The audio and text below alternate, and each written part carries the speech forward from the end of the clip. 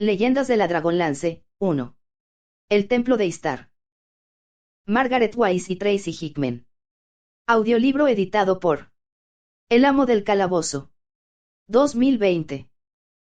Libro segundo. Capítulo 17. Caramon clama venganza. Una vez hubo decidido su curso de acción, Caramon se abandonó a un profundo sueño y, durante varias horas, lo acunó el tan necesario olvido. Se despertó de un respingo a sentir la proximidad de Raab que, inclinado sobre él, rompía sus cadenas. ¿Vas a liberarme también de estas?, preguntó el guerrero, alzando sus atadas muñecas. El ogro meneó la cabeza en ademán negativo. Aunque no creía que Caramon fuera tan imprudente como para atacar a su secuaz desarmado, Arak había leído el mensaje de locura que destilaran las pupilas del hombretón la pasada noche y no quería correr riesgos. Lo cierto era que el gladiador había reflexionado sobre la posibilidad de agredir a Raab, al igual que otras alternativas temerarias, pero al fin las rechazó todas. Lo primordial era permanecer vivo. Al menos hasta asegurarse de que Raistlin había muerto. Después, ya nada importaría. Pobre Taike, esperaría un día tras otro, tardaría en aceptar la idea de que su esposo nunca había de regresar a su lado. «Muévete», gruñó el ogro. El aludido obedeció, y siguió al brutal individuo por las húmedas escaleras que conducían al rellano superior del subterráneo. Mientras caminaba intentó borrar a Taike de su pensamiento, sabedor de que podía debilitar su determinación. Raistlin tenía que perecer, no podía permitirse vacilaciones. Ahora que, quizá merced a los relámpagos de la víspera, se había iluminado una parte de su cerebro que yaciera en estado letárgico durante años. Se dibujaba en sus entrañas, con total claridad, la magnitud de la ambición de su hermano, su sed de poder. Había llegado el momento de dejar de buscar excusas a su conducta. Aunque le doliera, debía reconocer que incluso Dalamar, el elfo oscuro, conocía al nigromante mejor que él, su gemelo. El amor lo había cegado y, al parecer, lo mismo le había ocurrido a Crisania. Recordó una frase de Tani según la cual nada malo brotaba de las obras dictadas por el amor, y él mismo respondió. Mediante uno de los postulados de Flint, para todo había una primera vez. Una primera y, también, una última. Ignoraba cómo eliminaría a Raistlin, mas no le preocupaba en absoluto. Una extraña sensación de paz lo dominaba, pensaba con una claridad, una lógica, que lo abrumaban. Sabía que podía hacerlo. Que ni siquiera el mago lograría impedirle que ejecutara sus designios, pues el hechizo para desplazarse en el tiempo requeriría toda su concentración. Lo único susceptible de detenerle era la muerte. Por eso, tengo que salvaguardar mi vida, recapacitó. Se mantuvo inmóvil, sin agitar un músculo ni pronunciar una palabra, mientras Arak y Raak se afanaban en ajustarle la armadura. Me inquieta su actitud, murmuró el enano a su servidor durante la compleja operación de vestir al esclavo. La tranquilidad, la ausencia de emociones que dimanaba del fornido humano inspiraban al suspicaz maestro de ceremonias un desasosiego mayor que si hubiera forcejeado como un animal enfurecido. El único instante en que Arak observó un atisbo de vida en el estoico semblante de Caramon fue cuando ciñó la daga a su cinto. El guerrero le lanzó una mirada de soslayo y, reconociendo el falso pertrecho como el objetivo inútil que era, esbozó una amarga sonrisa. Vigílalo, ordenó Arak a Raak, debe estar alejado de los otros hasta que salgan a la arena.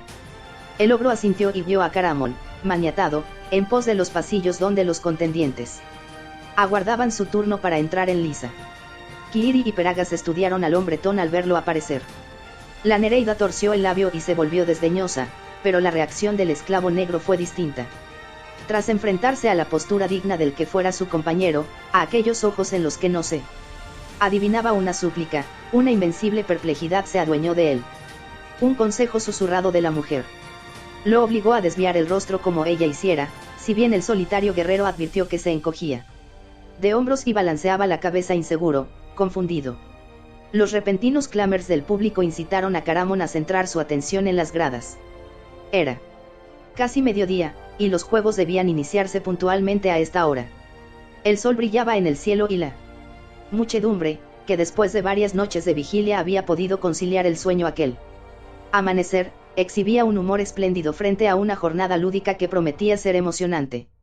En primer lugar presenciarían unas luchas intrascendentes, destinadas a avivar su ansia de sangre, pero era el combate definitivo el que todos aguardaban excitados, la lid donde se designaría al campeón del año. De su desenlace dependía qué esclavo obtendría su libertad o, en el caso del Minotauro Rojo, si podría retirarse con riquezas suficientes para llevar una holgada existencia. Arak, artero por naturaleza, se ocupó de que las confrontaciones preliminares fueran livianas, incluso cómicas. Había reunido para la ocasión a unos enanos Gali y, tras darles armas auténticas que no sabían utilizar, los envió a la plataforma.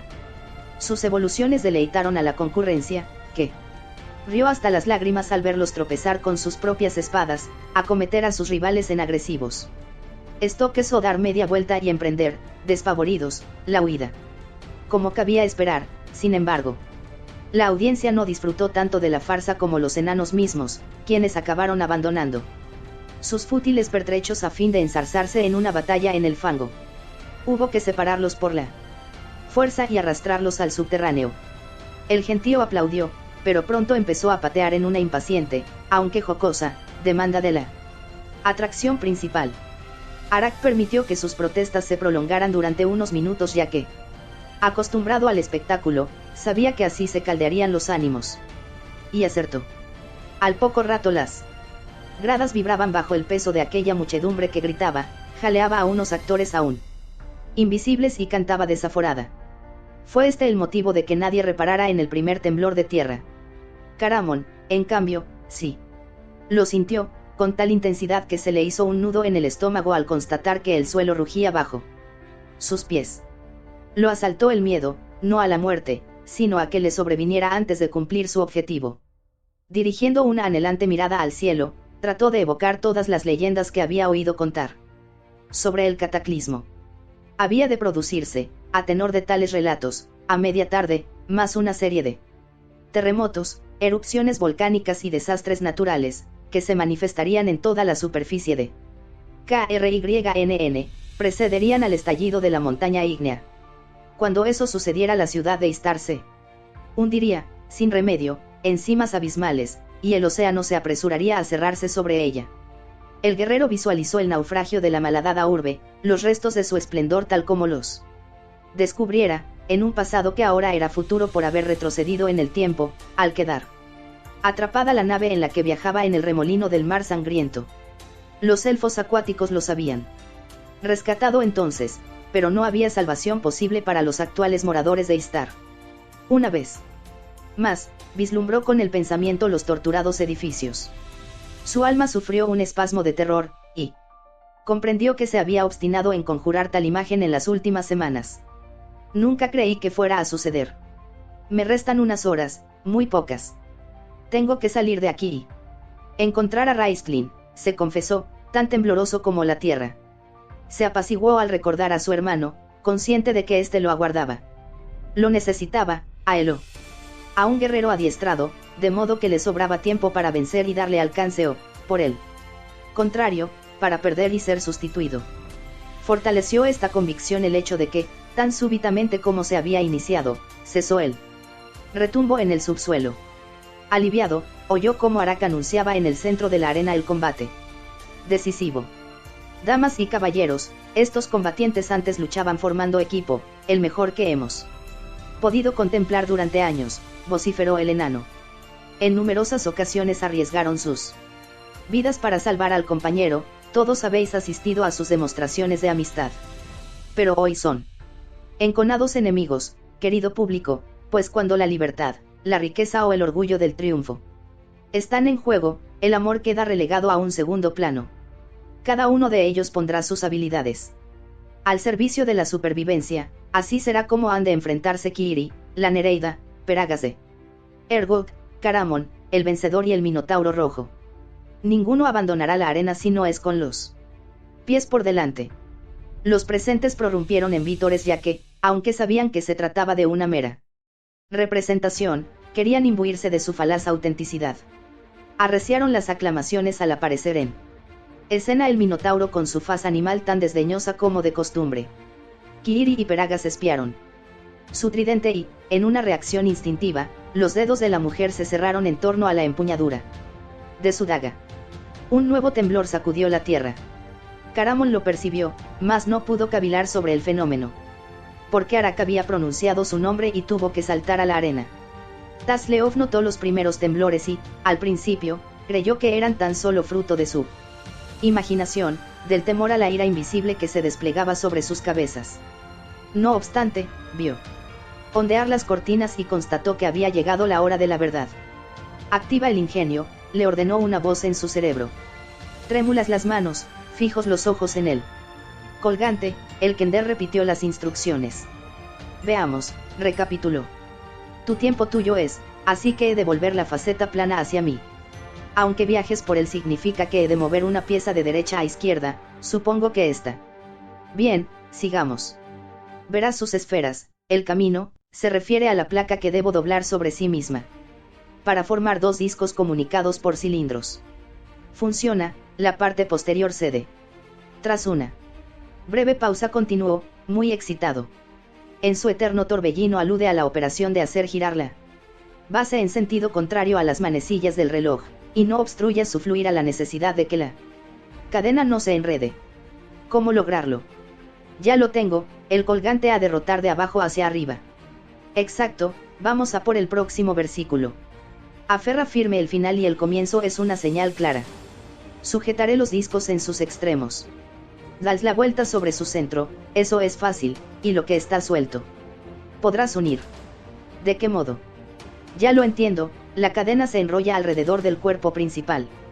Es fantástico, todo se acopla tal como describen las indicaciones de Raistlin. La última rezaba, sobre tu cabeza descansa el porvenir, de modo que alzaré el objeto y... Un momento, algo no encaja. He cometido un error, esto no debería ocurrir. Una diminuta pieza se había desprendido del artefacto, golpeando a Taz en la nariz. Sucedió a esta otra, y otra más, hasta que el desazonado Kender se halló bajo una lluvia de gemas multicolores. Escudriñó el arcano ingenio que tenía suspendido en el aire y, desconcertado, se afanó en manipular sus moldeables fragmentos. Esta vez la fina lluvia se convirtió en un auténtico chaparrón de alhajas, que cayeron al suelo en un sonoro repiqueteo. El Kender no abrigaba una total certeza, pero estaba persuadido de que no era este el resultado correcto. De todos modos, con las zarandajas de los magos nunca se sabe, se dijo. Apaciguado por tal reflexión, contuvo el resuello y esperó que surgiera la luz.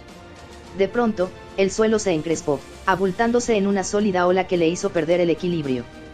Tan violento fue el embate, que el hombrecillo salió despedido entre los cortinajes y aterrizó, de bruces, delante del príncipe de los sacerdotes. No obstante, y contra todo pronóstico, el mandatario no se percató de nada, no vio su rostro ceniciento. Estaba demasiado absorto en la contemplación de su entorno, en examinar con embeleso el revoloteo de sus propios ropajes y las resquebrajaduras que surcaban el marmóreo altar. Sonriendo para sus adentros, envuelto en una egregia serenidad hija de su convicción de hallarse frente a una muestra de la aquiescencia de los dioses a sus demandas, se alejó de la maltrecha ara para recorrer la nave central, entre los oscilantes bancos, y encaminarse a la parte del templo donde estaban situadas sus dependencias. No. Gimió Taz, perdido el control del artilugio mágico. En aquel momento, los tubos que ensamblaban los dos extremos del cetro se separaron en sus manos y la cadena se deslizó de sus dedos. Despacio, temblando al ritmo del suelo sobre el que todavía yacía, se puso en pie a duras penas. En su palma sujetaba las piezas rotas del ingenio. ¿Qué he hecho mal? Se desesperó. He seguido las instrucciones de Raistlin con perfecta meticulosidad. Y entonces lo comprendió todo. Las lágrimas, que asomaron a sus ojos sin que atinara a contenerlas, nublaron las fragmentadas partes del objeto. Fue tan amable conmigo, balbuceó. Me hizo repetir los versos una vez y otra, según él, para asegurarse de que no me equivocaría. Entrecerró los párpados, deseoso de hallar, cuando los levantara de nuevo, los vestigios de una pesadilla. Lo hizo, mas no fue así. Aprendí las instrucciones correctamente, insistió. He caído en su trampa, su intención era que lo desarticulase. ¿Y por qué? ¿Acaso pretende dejarnos atrapados en el pasado, causar nuestra muerte? No puede ser, los magos de la torre afirmaron que necesita a Crisania. Claro, ella es la clave. Giró sobre sus talones y llamó a la sacerdotisa, sin obtener respuesta. Perdida la mirada en él. Infinito, inmóvil a pesar de las sacudidas que agitaban sus rodillas puestas en tierra, Crisania exhibía en sus ojos un fulgor fantasmal, interno. Tenía las manos enlazadas como si rezase, pero la manera en que se apretaban una contra otra, tanto que los dedos habían adquirido un tono purpúreo y los nudillos se habían tornado blancos, denotaba que no era tal la actividad a la que estaba entregada. Un quedo aliento escapaba entre sus dientes, si bien el Kender nada podía oír de lo que murmuraba. Introduciéndose tras los cortinajes, Tash recogió algunas de las gemas esparcidas del ingenio antes de volver al altar y, una vez allí, recuperar la cadena, que estaba a punto de desaparecer en una fisura del suelo. Lo embutió todo en su saquillo, cerró este a conciencia y, tras dar una última ojeada, se aproximó al lugar de la cripta donde se hallaba la eclesiástica. Crisania, susurró. Detestaba molestarla, pero la situación era crítica. Crisania, repitió. A la vez que se plantaba frente a ella, pues era evidente que todavía no se había percatado de que tenía compañía. Como no reaccionaba, el Kender optó por leer el movimiento de sus labios y averiguar así el motivo de su ensimismamiento. Me ha sido revelado su error, mascullaba, ahora sé que quizá los dioses me otorgarán un día lo que a él le han negado. Respiró hondo y bajó la cabeza, antes de añadir. Gracias, paladine. El Kender la oyó entonar un fervoroso cántico y, sin apenas intervalo, la sacerdotisa se incorporó. Tras observar sorprendida los objetos de la cripta, que pululaban en una mortífera danza, sus ojos se fijaron en el vacío, por encima de Tash. Crisania, vociferó este, tirando ahora de sus alves vestiduras. Crisania, escúchame. He roto el único instrumento que había de permitirnos volver. Una vez destruí uno de los orbs de los dragones, pero lo hice a propósito mientras que, con el ingenio, no sé qué ha podido fallar. Pobre Caramon.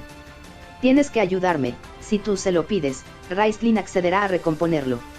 La sacerdotisa miró a Tassleoth con la expresión de quien es abordado por un extraño en plena calle. Raistlin, coreó, desprendiendo de su atavío los dedos del Kender. Trató de decírmelo. Pero yo no le hice caso. No importa, al fin conozco la verdad. Apartó de su lado al atónito Kender y, tras recoger los pliegues de su túnica para no tropezar, echó a correr por el pasillo central sin volver la mirada. El templo se bamboleaba sobre sus cimientos. Cuando Caramon empezó a ascender los peldaños que conducían a la arena, Raag deshizo las ataduras de sus muñecas. Flexionando sus entumecidos dedos, el gladiador siguió a Kiiri, Peragas y el Minotauro rojo a la plataforma para, bajo una lluvia de aclamaciones, situarse entre los que fueran sus amigos. Miró al cielo donde, sobrepasado su cenit, el sol iniciaba su lento recorrido hacia el ocaso, un ocaso que los habitantes de Istar nunca contemplarían. Al pensar en el funesto destino de la ciudad, y en que no vería de nuevo los rojizos rayos del astro recortando el perfil de una almena, fundiéndose en el azul del mar o iluminando las copas de los Wallenwolds, afloraron las lágrimas a sus ojos. No lloraba tanto por sí mismo como por la suerte de sus compañeros, que debían perecer esta tarde, o por los centenares de inocentes que sucumbirían sin comprender el motivo. También dedicó sus sollozos al hermano que en un tiempo amase, no al Raistlin actual, sino a un ser entrañable que había perdido años atrás. Kiiri, Peragas, murmuró mientras el Minotauro avanzaba unos pasos para recibir las ovaciones del público. Ignoro qué ha podido contaros el mago, pero os aseguro que yo nunca os traicioné. Kiiri no se dignó mirarle, se limitó a torcer el labio en aquella mueca tan particular. Peragas, por su parte, lo espió de manera soslayada y, al percibir los riachuelos que surcaban las mejillas del guerrero, vaciló antes de darle la espalda. Me tiene sin cuidado que me creáis o no, continuó el musculoso humano, podéis mataros por la posesión de la llave si es eso lo que queréis. Yo buscaré la libertad valiéndome de mis propios medios. Ahora sí, ahora la mujer lo examinó con la perplejidad dibujada en sus rasgos. La muchedumbre Se había puesto en pie y aclamaba al Minotauro, que caminaba por la arena blandiendo el tridente sobre la testa. «¿Estás loco?», imprecó la Nereida al hombretón, sin alzar la voz más de lo imprescindible. Desvió la vista hacia Raab, cuyo cuerpo, enorme y macilento, obstruía la única salida. Caramon la imitó imperturbable, sin mudar la expresión. «Nuestras armas son auténticas», intervino Peragas, «la tuya no». El guerrero asintió, mas se abstuvo de pronunciar una palabra. «Has de avenirte a razones», lo reprendió Kiiri. «Te ayudaremos a fingir que estás herido». Ninguno de nosotros creyó en el nigromante, aunque, debes admitirlo, resultaba sospechoso tu empeño en ahuyentarnos de la ciudad. Por un momento pensamos, como él afirmó, que pretendías hacerte con el triunfo, pero hemos cambiado de idea. Te sugiero que en cuanto empiece el combate te arrojes al suelo y te dejes llevar al interior. Nos las arreglaremos para que escapes esta misma noche. Esta noche Istar habrá cesado de existir, junto a todos sus moradores, persistió el gladiador. El tiempo apremia. No puedo explicároslo, solo os ruego que no intentéis detenerme. Peragas separó los labios, presto a hablar, pero se lo impidió un nuevo temblor de tierra, más violento. Todos los presentes lo sintieron, era imposible no hacerlo. La plataforma se tambaleó sobre su entramado, los puentes de los pozos se resquebrajaron y el suelo se combó con tal fuerza que a punto estuvo de lanzar al Minotauro por los aires. Kiiri se aferró a Caramon, mientras Peragas trataba de apuntalar sus piernas como un navegante en la cubierta de su zarandeado galeote. La muchedumbre de las gradas se inmovilizó al percibir el balanceo de sus asientos, gritando unos al oír los crujidos de la madera y permaneciendo otros de pie, mudos. Pero el rugido de la naturaleza se mitigó al instante. Sucedió al caos un silencio ominoso. Al guerrero se le erizó el cabello, se le puso la piel de gallina al comprobar que los pájaros no cantaban, ni ladraban los perros. En medio de la tensa quietud, una voz interior lo conminaba a huir sin demora. Tomó una determinación. Sus amigos ya no importaban, todo carecía de sentido. Solo abrigaba un propósito, matar a Raistlin. Tenía que actuar enseguida, antes de que sobreviniera el próximo embate o la audiencia se recuperase de este. Lanzando una rápida mirada a su entorno, Caramon divisó a Raag junto a la salida, arrugado el rostro por la sorpresa e incapaz de adivinar, con su torpe mente, lo que en realidad ocurría.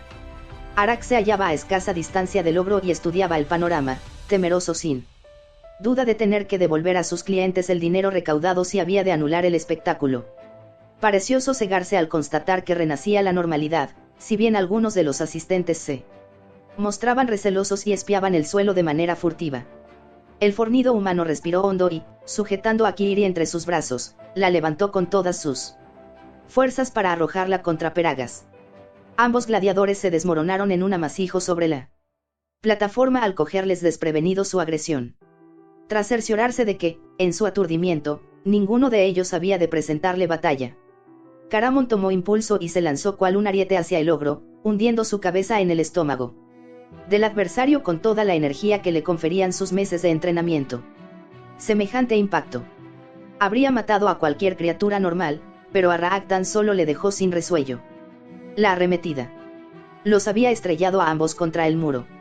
Mientras su oponente luchaba para recuperar el aliento, el guerrero se abalanzó sobre su masa a fin de arrebatársela más. Cuando la desprendía de su manaza, el atacado emitió un aullido de rabia y le asestó un certero golpe debajo de la barbilla. Caramon, que no estaba preparado para recibir su puño, salió catapultado y fue a aterrizar sobre la arena. Al principio no vio sino un torbellino de cielo y tierra, abrumado bajo un vértigo irrefrenable.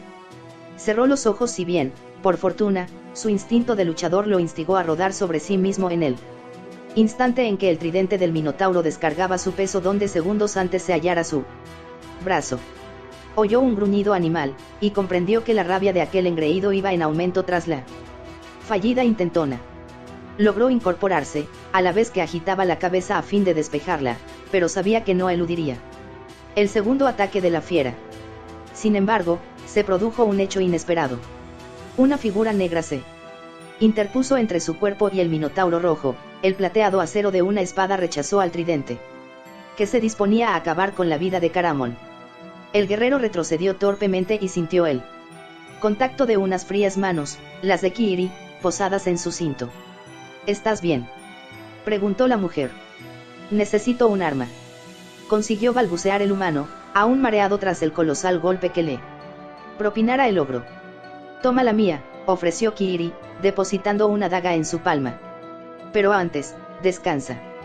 Yo me ocuparé de Raag. El macilento individuo, dominado por la excitación de la batalla, cargaba contra ellos con la mandíbula abierta. Úsala tú.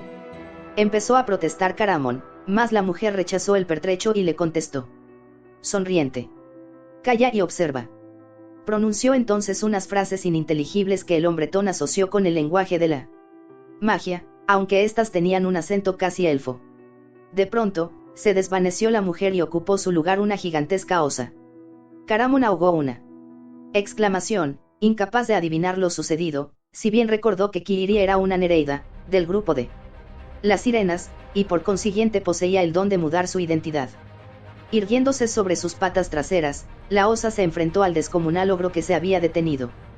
Con los ojos desorbitados, Kiiri lanzó un rugido de cólera y, al hacerlo, dejó al descubierto sus refulgentes colmillos. El sol reverberó en su zarpa cuando hundió sus afiladas uñas de un ágil sesgo en la frente del paralizado Raag. Brotó la amarillenta sangre a través de los hondos arañazos y el herido gimió de dolor, cegado por la masa de savia coagulada que cubría sus cuencas oculares. Sin desaprovechar la ocasión, la osa se abalanzó sobre su víctima y ambos adversarios se revolvieron en una masa informe de pelambre y piel desteñida. El gentío, que al principio se entusiasmó, comprendió ahora que la lid no era una farsa. Se trataba de una confrontación auténtica, alguien iba a morir. Tras unos momentos de paralizado silencio, se oyeron algunos vítores aislados hasta que, todos al unísono, prorrumpieron en ensordecedoras ovaciones. Caramon no tardó en olvidar a la audiencia, atento a su oportunidad de escapar. Solo el enano bloqueaba la salida y, consciente del miedo que su grotesca faz resumaba, el gladiador supuso que no le resultaría difícil escabullirse. Oyó un gruñido de satisfacción procedente del minotauro, que dio al traste con su plan. En efecto, tal como temía, Peragas había sido abatido y, encorvado sobre sí mismo, agarraba el extremo romo del tridente para evitar el ataque definitivo. Su rival invirtió la trayectoria del arma y, dueño de sus movimientos, se aprestó a rematar al caído, pero en ese instante Caramon emitió un sonoro aullido, atrayendo de inmediato la atención del feroz animal.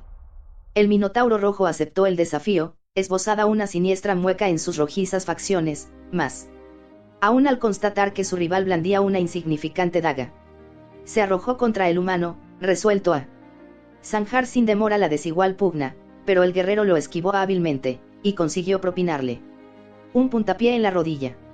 Fue una acometida lacerante, que hizo tropezar al agredido y desplomarse en la arena. Sabedor de que permanecería unos minutos fuera de combate, Caramon corrió en pos de Peragas. El esclavo negro se sujetaba el vientre con ambas manos en medio de una terrible agonía.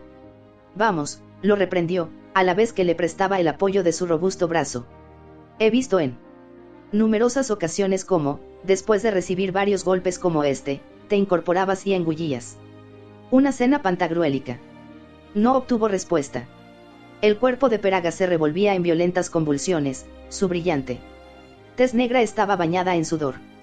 Al examinarle de cerca, el hombretón descubrió los 3 surcos sanguinolentos que el tridente había abierto en su pecho. Al reparar en la expresión aterrorizada de su amigo, el herido supo que éste comprendía su fin inminente. Temblando a causa del veneno que circulaba por sus venas, hizo un esfuerzo para ponerse de rodillas. Sin embargo, no logró sostenerse y se dejó caer cuán largo era. Utiliza mi espada. Apresúrate, necio. Urgió a su solícito compañero.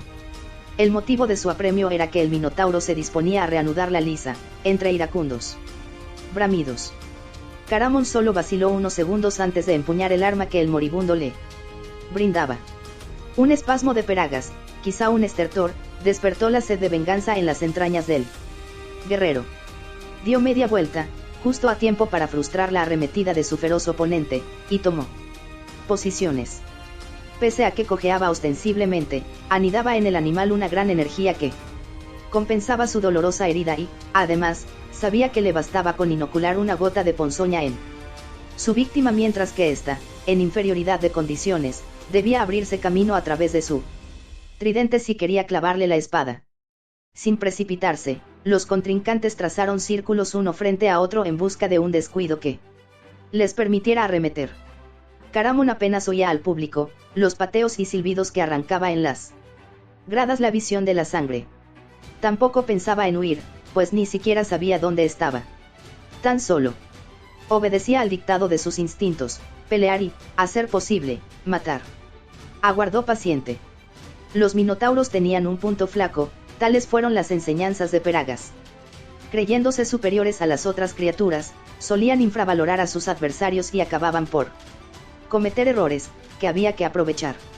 El hombretón leía en los ojos de su rival, era consciente de su cólera, del ultraje al que le había sometido al derribarlo, de su ansia por eliminar a aquel ser vulgar que osaba ponerle en ridículo. En su mutuo tanteo se acercaron al lugar donde Kiriri seguía enzarzada en una cruenta lucha con Raag, a juzgar por los alaridos que profería el ogro y que Caramon no dejó de percibir. Alerta al parecer a las evoluciones de la osa, el gladiador resbaló en un charco de sangre amarillenta, viscosa. Exultante de júbilo, el minotauro corrió a ensartarle en su arma. Pero la pérdida de equilibrio fue fingida. La espada brilló bajo el sol tardío y el monstruo de encarnado pelaje, al constatar que le habían burlado, intentó detener su carrera. No obstante, había olvidado su dañada rodilla que, incapaz de soportar su mal repartido peso, dio con sus huesos en la arena. El hombretón se apresuró a levantarse y traspasar limpiamente su cráneo. Liberó la hoja de un tirón al oír un aullido desgarrado y, alzando la vista, contempló cómo la osa hendía la garganta de Raab con sus garras. Sin soltar a su presa, la encarnación de Kiriri mordió su vena yugular y el ogro abrió la boca para lanzar un grito que nadie había de escuchar. Caramon echó a andar hacia los contendientes, mas interrumpió su avance al detectar un movimiento a su derecha. Desvió la faz, despiertó sus sentidos al posible agresor. Era el enano, que pasó por su lado con el rostro convertido en una máscara de furia y una daga centelleando en su mano, inequívoca muestra de sus intenciones. Sin pensarlo dos veces el fornido humano se abalanzó sobre él, pero no logró impedir que el filo penetrara el cuerpo de la osa. Al instante la palma de Arak se tiñó de rojo, a la vez que el descomunal plantígrado rugía de dolor, de rabia. Extendió una zarpa en un postrer alarde de energía de tal manera que, tras atrapar al repugnante hombrecillo, lo catapultó al espacio.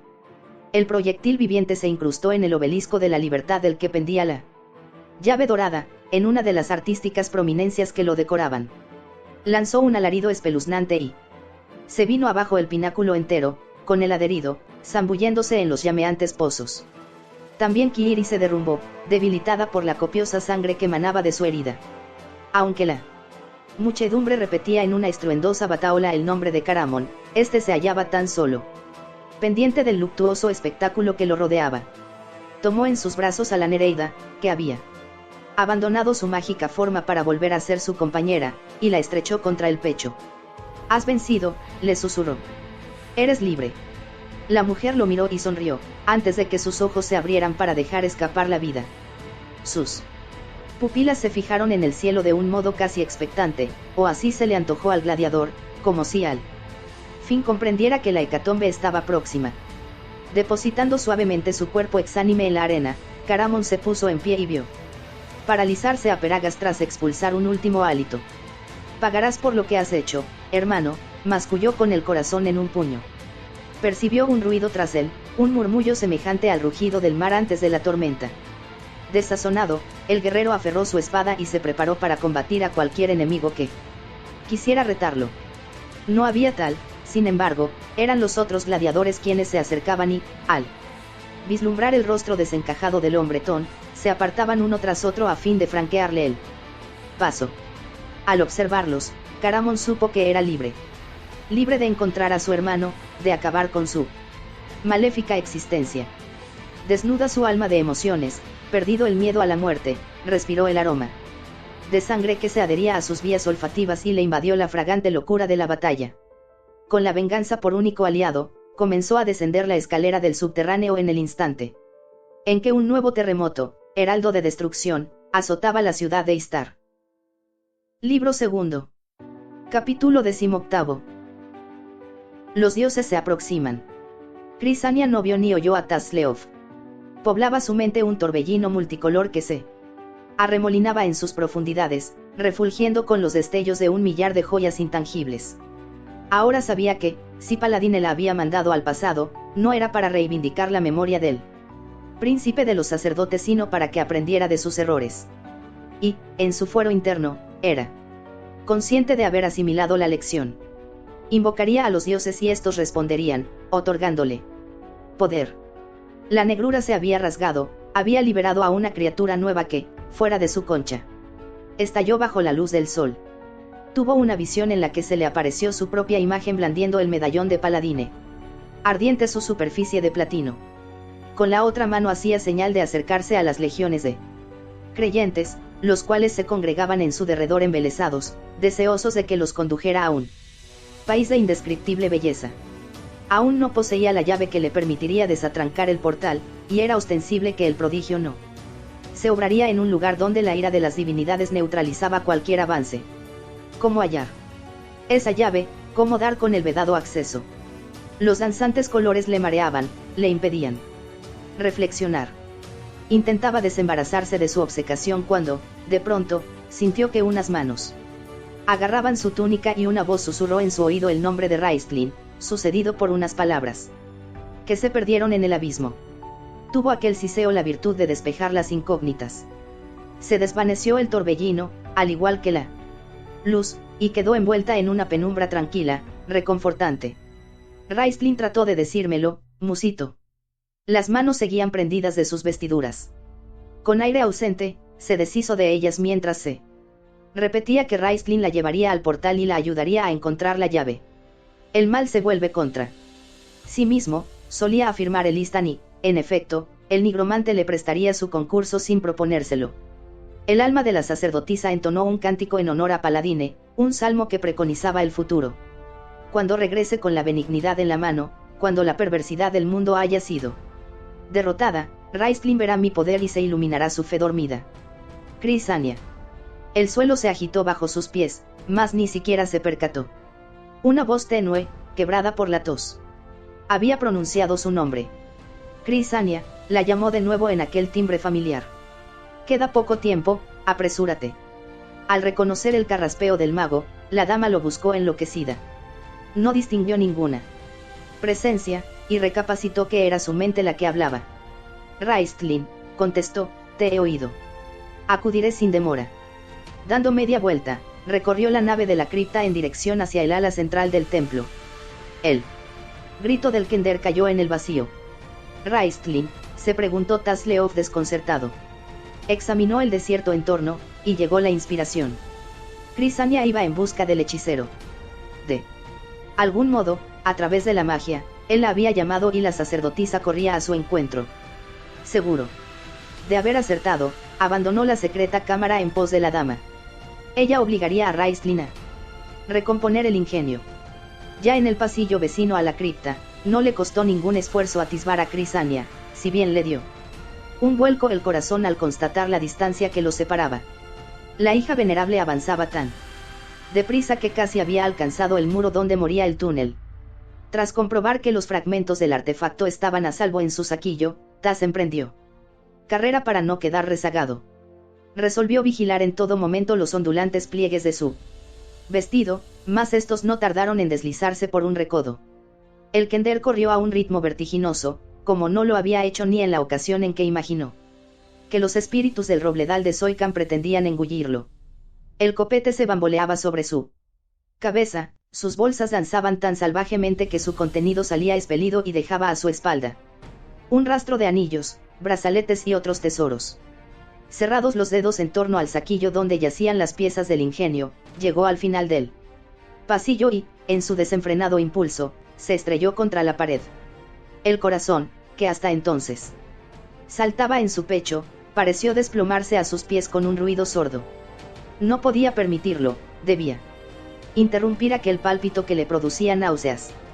La sala que se abría, una vez salvado el recodo, estaba atestada de clérigos. ¿Cómo distinguiría a Crisania? Por fortuna, su propia carrera la delató. Estaba en medio de la estancia, centelleante su negro cabello bajo las antorchas, y los eclesiásticos se giraban a su paso para interrogarla sobre la causa de su precipitación. Tas se sintió aliviado al constatar que la sacerdotisa había aminorado la marcha, incapaz de mantenerla entre el apretado gentío. El kender salvó también los corrillos que se interponían en su camino, ignorando los gritos iracundos de sus miembros y esquivando múltiples pares de garras extendidas. Crisania, vociferó desesperado. Aumentó la afluencia de clérigos y el ajetreo de aquellas criaturas que se afanaban en hallar una explicación a los temblores que podían presagiar. Crisania tuvo que detenerse más de una vez a fin de apartar a la apiñada muchedumbre. Acababa de desembarazarse del último obstáculo cuando surgió Quarath de un pasillo lateral, llamando al príncipe. La sacerdotisa, en su ímpetu, no lo vio y tropezó contra él. El clérigo hubo de sujetarla para que no cayera. Cálmate, querida, le rogó, convencido de que era víctima de la histeria general. Suéltame, le ordenó Crisania al sentirse zarandeada. El pánico la ha enajenado. Ayudadme a sostenerla, pidió Quarath a unos clérigos cercanos. De pronto, a Tas le asaltó la idea de que Crisania, en verdad ofrecía el aspecto de una demente. Pudo examinar su rostro al aproximarse, su cabello enmarañado, el color ceniciento que habían adquirido sus ojos, los pómulos congestionados por el esfuerzo. Rodeada de una nebulosa, ninguna voz penetraba sus tímpanos salvo, quizá, la de Raistlin. Varios clérigos la agarraron, obedientes a la orden de Quarath, lanzando incoherentes alaridos. La sacerdotisa forcejeó con la energía que le daba la desesperación y, en algún momento, estuvo a punto de escapar. Su alba túnica se rasgó entre las manos de quienes intentaban retenerla, y Tas creyó advertir sanguinolentos arañazos en la faz de sus aprehensores. Decidió abalanzarse sobre él más tenaz y golpearlo en la cabeza para ayudarla, mas lo cegó una repentina luz que paralizó a todos los presentes, incluida Crisania. En medio de aquella inmovilidad, lo único que oía Tas eran los jadeos de la dama y de cuantos habían tratado de refrenarla. Transcurridos unos segundos, sin embargo, se elevó una voz. Los dioses se aproximan, anunció un acento musical surgido del resplandor, porque yo los he invocado. El suelo en el que se apoyaban trazó una sinuosa curvatura y el kender, en su cresta, voló por él. Aire ligero como una pluma. En el instante en que se posaba de nuevo un segundo bombeo, interrumpió su trayectoria, recibiendo el hombrecillo un impacto tal que quedó sin resuello. Se produjo entonces una explosión en la que el polvo, los cristales y las astillas de los muebles se entremezclaron con los gritos despavoridos de los clérigos. Tas no atinó sino a luchar para recobrar el aliento, permaneció acostado en la marmórea superficie que se agitaba bajo su vientre. Contempló inerme cómo las columnas se derrumbaban, los muros se separaban en hondas grietas y las vigas, al caer despedazadas, aplastaban a toda criatura viviente que, en su estupor, no lograba esquivarlas. El templo de Istar sucumbía a una terrible destrucción. Arrastrándose sobre sus miembros, Tasleof intentó acercarse a Crisania para no perderla de vista. La eclesiástica parecía ajena al caos y, al soltarla a sus aterrorizados colegas, reanudó su periplo por las dependencias del santuario atenta, tan solo, a la voz de Raistlin. Quarath, resuelto a detenerla, se lanzó tras ella, pero en el momento en que la hacía se desprendió el fuste de un enorme pilar y se desplomó entre ambos. Tas contuvo la respiración. Por un instante el polvo que levantaban los escombros envolvió la sala, mas cuando se disipó el kender pudo constatar las consecuencias del accidente. Quarath yacía en una masa informe mientras Crisania, ilesa a juzgar por su actitud, observaba al elfo, cuya sangre había salpicado su blanca túnica. La llamó por enésima vez, y por enésima vez ella no le oyó. A trompicones, con paso inseguro, sorteó los escollos y se encaminó hacia el lugar donde el hechicero la requería con creciente premura. Incorporándose, magullado su cuerpo, el hombrecillo ignoró el dolor y la siguió. Después de salir de la estancia oteó el horizonte, y vislumbró el borde de una vestidura que, doblando una esquina de la estancia, iniciaba el descenso de un tramo de escaleras. Aunque sabía que no podía demorarse, la curiosidad lo impulsó a espiar lo que ocurría a su espalda. La brillante luz todavía inundaba la sala, perfilando los cuerpos de los muertos y los postrados. Las fisuras, la polvareda, se intensificaron y, en tan dantesca confusión, la voz hablaba inmutable, sí. Bien se había esfumado su musicalidad. Los sonidos que emitía eran chillones, discordantes. Los dioses se aproximan. Fuera del circo, en las calles de Istar, Caramon se debatía para acudir, al igual que Crisania, al lado de Raistlin. Pero la voz del mago no lo llamaba, lo que el guerrero oía eran los murmullos que percibiese en el seno materno, un timbre familiar que lo delataba como su gemelo, como el ser con quien compartía su sangre. No prestó atención a los gemidos de los moribundos, a las súplicas de aquellos que habían quedado atrapados. No lo inquietaban los edificios que se derrumbaban a su alrededor, las rocas que rodaban por las avenidas, arrastrándolo casi. Sangraban sus brazos y su torso y tenía numerosos cortes en las piernas. El gladiador no se detuvo, ni siquiera sintió el dolor. Encaramándose a los montones de piedras fragmentadas, alzando enormes vigas para apartarlas de su camino, atravesó la ruinosa Istar en dirección al templo, que reverberaba bajo los declinantes rayos solares. Portaba en su mano una espada manchada de sangre. Tasleov siguió a Crisania hasta las entrañas de la tierra, o así se lo pareció en el curso de su inacabable descenso. Ignoraba que existieran tales reductos en el interior del templo, y se preguntó cómo había podido pasarlos por alto en su continuo deambular. También le extrañaba que la sacerdotisa los conociera, que traspasara puertas secretas invisibles incluso para su aguda percepción de Kender. Se mitigó el terremoto, aunque sus efectos se hicieron sentir unos segundos en la mole antes de que reinara, de nuevo, el silencio. En el exterior anidaba la muerte, en las ocultas escaleras prevalecía la paz. Tas tuvo la sensación de que el mundo contenía el aliento, a la espera de peores sucesos. En aquellas cimas misteriosas no se apreciaban daños importantes, quizá por hallarse resguardadas de la intemperie. El polvo enrarecía el ambiente, dificultando la respiración, y alguna que otra hendidura surcaba los muros, coreada por la caída de las antorchas a ellos adosadas. Pero la mayor parte de las tis ardían sobre sus pedestales y sus llamas, incandescentes, imprimían un halo fantasmal en los brumosos corredores. Crisania, sin un titubeo, trazaba la ruta, si bien Tas se había desorientado por completo tras coronar los primeros tramos. Logró mantener el ritmo trepidante de la sacerdotisa a pesar de su cansancio, a pesar de ignorar su paradero, más confiaba en llegar pronto donde quiera que fuese pues.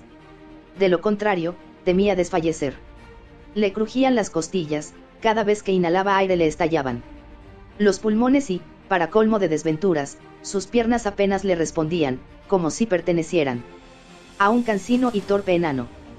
Jalonó, tras su desprevenida guía, unos escalones de mármol, obligando a sus plomizos músculos a moverse. Ya al pie de los peldaños alzó, exhausto, los ojos, y dio un respingo de júbilo. El motivo de semejante cambio se debía a que el oscuro y estrecho túnel donde se hallaban desembocaba en un muro, no en otra escalera. Una solitaria antorcha iluminaba el arco de una vetusta puerta. Al no hallarla cerrada, Crisania emitió una exclamación de alegría y se desvaneció en la negrura del otro lado. Claro. La sacerdotisa se ha adentrado en el laboratorio de Raistlin, comprendió Tas. Se disponía a traspasar el umbral cuando una imponente sombra, surgida de la penumbra del pasadizo, lo empujó y lo hizo caer al suelo. Alzó el rostro, con las costillas doloridas, y atisbó el resplandor de una áurea capa. La tea alumbró el filo de una espada y, en su reflejo, detectó unos brazos broncíneos, un musculoso cuerpo, que reconoció de inmediato. Sin embargo, el rostro, un rostro que debería resultarle familiar, se le antojó el de un desconocido. Caramon, indagó incierto. Pero el hombretón no dio muestras de reparar en él. Trató Tas de incorporarse inmerso en un nuevo temblor de tierra que, esta vez, se hizo patente en el subterráneo. Llevado por su instinto, corrió a refugiarse en el rocoso muro al mismo tiempo que él. techo, hasta entonces firme, empezaba a ceder. Caramón. Vociferó, mas disipó sus ecos el crujido del entramado de madera al quebrarse. Recibió un golpe en la cabeza. Aunque se esforzó en mantenerse consciente, en resistir el dolor. Las luces de su cerebro se apagaron, como si rehusaran beligerar contra la confusión. El Kender se precipitó en la oscuridad. Libro segundo. Capítulo 19. El cataclismo. Con la voz de Raistlin resonando en su mente, atrayéndola más allá de la muerte y la destrucción. Crisania penetró en la estancia que se abría en las entrañas del templo. Pero, al traspasar el dintel, detuvo su veloz carrera y miró su entorno dubitativa, refrenada por el pálpito de sus sienes. Había permanecido ciega a los horrores del zozobrante santuario, incluso ahora fue incapaz de imaginar a quién pertenecía la sangre que manchaba su túnica. No obstante, en esta cámara los objetos se destacaban con absoluta nitidez a pesar de la escasa iluminación procedente, al parecer, del puño cristalino de un bastón. Abrumada por el halo de perversidad que envolvía el laboratorio, no se decidía a penetrar en sus brumas. Oyó un sonido, sintió el contacto de una mano en su brazo. Volviéndose alarmada, distinguió a unas criaturas, informes pero vivientes, que se agitaban en jaulas de madera. Al olfatear su sangre, aquellos entes se agitaron en sus celdas, y fueron sus garras las que erizaron su piel temblorosa. Crisania retrocedió frente a ellos y tropezó contra algo sólido. Era un féretro abierto, que contenía el cadáver de un hombre joven. Su epidermis se estiraba cual un pergamino sobre los huesos, tenía la boca abierta en un alarido silenciado para toda la eternidad. Los repetidos bombeos del suelo hicieron que el cuerpo saltase salvajemente, observándola con sus vacías cuencas oculares, y tan espantosa visión le arrancó un grito que no llegó a manifestarse, que se congeló en el aire. Bañada en un sudor gélido, sujetándose la cabeza con ambas manos, Crisania cerró los ojos a fin de conjurar el espeluznante espectáculo. Cuando el mundo se difuminaba en un torbellino de abstractos contornos, una voz vino en su auxilio. «Serénate, querida», dijo Raistlin en su seductor siseo. «Conmigo estás a salvo, las maléficas criaturas de Fistandantilus no te lastimarán en mi presencia». Reanimada por las reconfortantes palabras del mago, Crisania se aventuró a levantar los párpados y lo descubrió a cierta distancia, espiándola entre las sombras de su capucha con aquellos brillantes ojos que lo caracterizaban. Pese a refugiarse en su mirada, no pudo sustraerse a los monstruos de las jaulas. Se estremeció, sin apartar la vista del pálido semblante de su protector. «¿Fistandantilus?», preguntó a través de sus labios resecos. «¿Fue él quien construyó esto?». «Sí, el laboratorio es obra suya», explicó Raistlin. «Lo creó hace ya muchos años. Al abrigo de los curiosos clérigos, utilizó su magia para hurgar en los subterráneos del templo y, como una larva, cavó la roca, la moldeó en escaleras y puertas ocultas, sumió en sus poderosos hechizos a cuantos sospechaban de sus actividades. De este modo, fueron pocos los que averiguaron su existencia». Crisania advirtió la sarcástica sonrisa que surcaba los labios de su interlocutor al exponerse a la luz. No se lo mostró a casi nadie, tan solo un puñado de aprendices ostentaron el privilegio de compartir su secreto, continuó. Y no vivieron para revelarlo. Pero Fistandantilus cometió un error, añadió con aire enigmático, se lo mostró a un acólito joven, frágil y avispado que memorizó hasta el último recoveco de los sinuosos corredores, que estudió los encantamientos destinados a abrir los accesos y tras recitarlos una y otra vez, los aprendió. Era un personaje tenaz, que ensayaba las fórmulas más complejas cada noche, antes de acostarse. Gracias a su perseverancia, estamos hoy aquí, indemnes, de momento, al castigo de los dioses. Concluido su relato, hizo señal a Crisania de acercarse a la parte de la cámara donde él se erguía, apoyado en un escritorio de exquisita talla. Descansaba en su superficie un libro arcano, encuadernado en plata, que había estado leyendo minutos antes. «Haces bien al clavar tus pupilas en las mías», comentó el nigromante. «Así las tinieblas no parecen tan aterradoras». La sacerdotisa no pudo replicar, consciente de que, de nuevo, había tenido la flaqueza de permitirle leer en sus ojos más de lo deseable. Ruborizándose, ladeó la faz. Solo he sufrido un leve sobresalto, arguyó, pero no pudo reprimir un escalofrío al divisar el féretro. ¿Quién es? ¿Quién era?, inquirió. Supongo que uno de los aprendices de Fistandantilus, repuso el hechicero. Debió de absorber su energía para prolongar su vida, era un experimento que realizaba con frecuencia. Le enmudeció un ataque de tos, ensombrecidos sus ojos por algún recuerdo inconfesable, y Crisania detectó un espasmo de temor en sus, normalmente, inalterables rasgos. Antes de que atinara a indagar sobre el motivo de tan repentino cambio, resonó un estampido en la puerta y el mago recobró la compostura. Alzó la vista más allá de la dama para saludar al intruso. Adelante, hermano. Estaba pensando en la prueba y, por supuesto, he revivido tu memoria. Caramon allí. Sosegada a causa de su oportuna aparición, Crisania giró el rostro a fin de darle la bienvenida pensando que su presencia aliviaría la tensa atmósfera. Mas la frase murió en sus labios, engullida por una negrura que no había hecho sino intensificarse con su llegada. Hablando de pruebas, me alegro de que hayas sobrevivido a la tuya, declaró Raistlin entre cínico y cortés. Esta dama necesitará que alguien la escolte en el lugar al que nos dirigimos, agregó, al mismo tiempo que señalaba a la hija venerable. No sabría describirte el placer que me produce contar con un ser tan digno de mi confianza. Crisania se encogió al percibir el sarcasmo que ribeteaba su discurso, y también Caramon fue más sensible a esta actitud que a su amabilidad, pues, al oírle, se revolvió como si hubieran incrustado en su carne una lluvia de dardos envenenados. El hechicero, por su parte, hizo caso omiso de su reacción, fijó de nuevo su atención en el esotérico volumen y se puso a trazar círculos en el aire con sus delicadas manos, recitando versículos ininteligibles para los no iniciados. Sí, he salido airoso de tu examen, afirmó el guerrero en tonos apagados. Se adentró el hombretón en la estancia y, al verle entrar en el radio luminoso del cayado, Crisania ahogó un alarido de pánico. Raistlin, exclamó, reculando unos pasos ante el avance del gladiador que, despacio, había enarbolado la espada. Raistlin, mírale, insistió la eclesiástica. En su miedo topó con el escritorio y, sin saberlo, se introdujo en un círculo de polvo de plata. Algunos granos se adhirieron al repulgo de su vestido, relampagueando bajo el influjo de la vara. Irritado por la interrupción, el nigromante alzó la faz. He sobrevivido a tu prueba, repitió Caramon, del mismo modo que tú superaste la de la torre. Allí debilitaron tu cuerpo, a mí me has desgajado el corazón. Ahora ocupa su lugar un vacío tan negro como tus vestiduras, un vacío que, al igual que mi espada, se ha teñido de sangre. Un minotauro ha muerto bajo su filo, un amigo ha dado su vida por salvarme y otra, una nereida, ha expirado en mis brazos. No contento con tantas desventuras, también has provocado la destrucción del Kender. ¿Cuántas criaturas han sucumbido a tus nefastos designios? Su voz se convirtió en un susurro letal al proferir su amenaza. Todo ha terminado, hermano.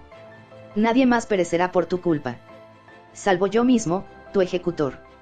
Las piezas encajan al fin, ¿no crees? Vinimos juntos al mundo, y juntos lo abandonaremos. Dio un paso al frente. Raistlin quiso hablar, pero él lo atajó. No puedes valerte de tu magia para detenerme, no en esta ocasión, le recordó.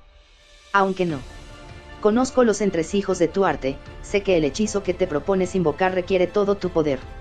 Sí. Malgastas un ápice de tus dotes en mi contra, si dejas de concentrarte solo un segundo, no te restarán fuerzas con las que completar el encantamiento y, así, mi objetivo se cumplirá de todas maneras. No morirás a mis manos, sino a las de los dioses. El arcano personaje lanzó una mirada soslayada a su gemelo antes de reanudar su estudio, encogiéndose de hombros. El gladiador avanzó un poco más y fue entonces, al oír el repiqueteo de sus adornos metálicos, cuando Raistlin emitió un exasperado suspiro y se encaró con él. Sus ojos, que refulgían en el interior de su capucha, parecían ser los únicos focos de luz en la estancia. Te equivocas en tus predicciones, hermano, lo corrigió. Alguien más exhalará su último suspiro. Sus pupilas, aquellos espejos insondables, traspasaron a Crisania quien, embutida en su refulgente hábito, se interponía entre los rivales. Los ojos de Caramon se llenaron de conmiseración al volverse, asimismo, hacia la sacerdotisa. Pero no flaqueó en su empeño. Las divinidades la albergarán en su seno, apuntó. Pertenece al grupo de los clérigos auténticos, y ninguno de ellos murió en el cataclismo. Por eso la envió Par-Salian, aseveró. Ignorante de la confesión que este último hiciera a Ledone. Fíjate, alguien ha acudido en su busca. Concluyó con el índice extendido. Crisania no necesitaba seguir la dirección que el guerrero indicaba para constatar la presencia del Oralón. La sentía en todas sus vísceras. Acompáñalo, hija venerable, la aconsejó Caramon. Tu lugar está en la luz, no en las tinieblas. Raistlin no despegó los labios ni hizo el menor movimiento, se limitó a permanecer junto al escritorio con la enteca mano apoyada en el libro de magia. La sacerdotisa, rígida como una estatua, intentó recapacitar sobre las palabras de Caramon que, similares a las errantes criaturas de la torre de la alta hechicería, aleteaban en su mente. Lo había escuchado, pero su parlamento carecía de sentido, no podía concentrarse. Tan solo se le aparecía su propia imagen, armada con el medallón y guiando a las huestes de fieles. La llave, el portal, también se perfilaban claramente. Era Raistlin quien poseía la clave del triunfo, y la llamaba junto a él. Incluso sintió, como le ocurriera en sus horas de soledad, el ardoroso beso del hechicero en su piel. Una luz osciló hasta apagarse. Loralón se había ido. No me es posible obedecerte, musitó la dama, aunque con la voz tan quebrada que se hizo inaudible. No importaba. El hombretón la comprendía y, tras una breve vacilación, tomó aliento para decir: sea. Una muerte más no ha de afectar a ninguno de nosotros, ¿verdad, hermano? Adentróse a su vez en el círculo argénteo y Crisania, fascinada, contempló el brillo de la espada bajo los haces del cayado. La visualizó en el acto de hundirse en su cuerpo y, al consultar la expresión de Caramon, halló reflejada la misma escena. Constató que ni siquiera tal pensamiento le haría desistir, que ella no suponía sino un obstáculo en su camino. No era un ser de carne y hueso, tan solo una sombra que le impedía materializar sus aspiraciones, acabar con su gemelo. Cuán arraigado está su odio, reflexionó, si bien, al zambullirse en el alma de aquella criatura. Ahora tan próxima, percibió un sentimiento aún más desgarrador, un amor infinito. El hombretón se abalanzó sobre ella con la mano abierta, deseoso de apartarla. Movida por él pánico, la sacerdotisa esquivó su embestida y tropezó contra Raistlin, que nada hizo para tocarla. La garra de Caramon atrapó una manga de su alba túnica, la arrancó de sus costuras y, en un acceso de furia, la arrojó al suelo. Crisania comprendió que su fin era inminente, pero se mantuvo entre los dos hombres. El acero destelló. Desesperada, la eclesiástica aferró el medallón de paladine que siempre portaba ceñido a su cuello. «Alto», ordenó con voz imperiosa, pese a entornar los ojos a causa del pánico. Se convulsionó en anticipación al dolor que había de infligirle la espada al ensartarla. Oyó en aquel momento un lamento, seguido por el estrépito del metal al chocar contra el suelo, y una oleada de alivio inundó su cuerpo. Débil, mareada y sollozante, se dejó caer. Unas manos delicadas la sostuvieron, unos miembros entecos la abrazaron, a la vez que una voz pronunciaba su nombre con acento triunfal. La arropó una cálida negrura, que la arrastraba hacia las profundidades del abismo, y vibraron en sus tímpanos unas frases masculladas en lengua arcana. Como arañas o dedos acariciadores, los cánticos se enseñorearon de toda su persona. Creció su volumen en armonía con la voz de Raistlin, más poderosa a cada instante, y las luces plateadas centellearon antes de apagarse. El mago estrechó su abrazo hasta que, en un etéreo éxtasis, la sacerdotisa comenzó a dar vueltas en un torbellino que, al lado del nigromante, la arrastraba en pos de las tinieblas. Rodeó a su compañero con los brazos y, apoyada la cabeza en su pecho, se abandonó a un viaje vertiginoso por las esferas espectrales. Los versículos, el tintineo de su sangre y el de las rocas del templo se entremezclaron en un salmo que solo perturbaba una nota discordante, el gemido lastimero de un hombre descorazonado. Tasleov Buenerfoot oyó la melodía que entonaban las rocas y, en su ensoñación, esbozó una sonrisa. Era un roedor que, en su deambular, Había atravesado el polvo de plata mecido por los cantos de la piedra. Despertó de forma brusca. Yacía en el frío suelo, cubierto de escombros, pero no tuvo tiempo de pensar en nada porque la rocosa superficie comenzó a bambolearse una vez más. El Kender supo, por el extraño miedo que tomaba cuerpo en su interior, que los dioses no se detendrían. Este nuevo terremoto no había de terminar. Crisania. Caramon. Los invocó, si bien solo le respondió el eco chillón de su propia voz, que resonaba en las temblorosas paredes. Incorporándose con dificultad, ignorando el martilleo que latía en su cabeza, Tas vislumbró la tea sobre la arcada que franqueara Crisania.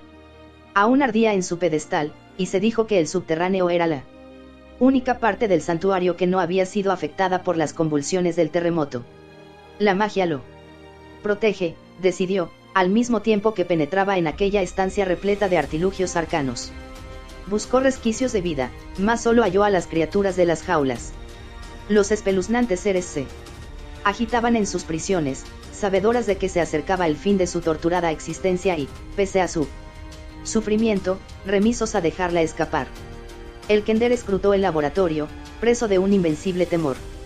Llamó al guerrero en un susurro y no recibió más contestación que un retumbar distante, producido por el imparable vaivén de la tierra. De pronto, bajo la luz indirecta de la antorcha, distinguió un fulgor metálico en el suelo, cerca de un escritorio. A trompicones, cruzó la cámara y recogió el objeto que lo despedía. Se cerró su mano sobre la empuñadura de una espada de gladiador. Apuntalándose en él decorado mueble para no perder el equilibrio, examinó la sangre de su acero y, mientras lo hacía, detectó algo más. Era un retazo de paño blanco, arrugado en el suelo junto al arma, donde aparecía bordado el símbolo de Paladine en hilos de oro que brillaban tenuemente bajo el reflejo de la solitaria llama. Reparó entonces en el círculo mágico que lo cercaba, un círculo que debió ser argénteo pero que se había tornado negro al consumirse. Se han ido, musitó a los enjaulados monstruos. Se han ido, me han abandonado. Un repentino combeo del suelo lo arrojó de bruces, en el mismo instante en que rugía un fragor, que a punto estuvo de atrofiar sus tímpanos, tan devastador fue. Alzó la cabeza en su incómoda postura a fin de examinar el techo, y su espanto rebasó todos los límites al comprobar que se había rasgado en dos mitades. Crujió la roca, y los cimientos de la mole cedieron a la embestida de las fuerzas divinas. El edificio se resquebrajó. Los muros volaron por los aires, el mármol se desprendió en aserrados fragmentos y los suelos, uno tras otro, estallaron como los pétalos de la rosa yamisal. Recibir el calor del sol, un influjo que desaparece con la llegada del crepúsculo, agostando su vida. Siguió atentamente el progresivo desmoronamiento hasta que, al fin, vio a través de la hendidura que la torre central se venía abajo, desintegrada, y en su caída provocaba un temblor más desolador que el del terremoto. Incapaz de moverse, consciente de que lo protegían los malignos hechizos de un mago muerto. Tiempo atrás, Tas permaneció en el laboratorio de Fistandantilus con la mirada fija en el cielo. La bóveda celeste escupía lenguas de fuego sobre la malhadada ciudad de Istar.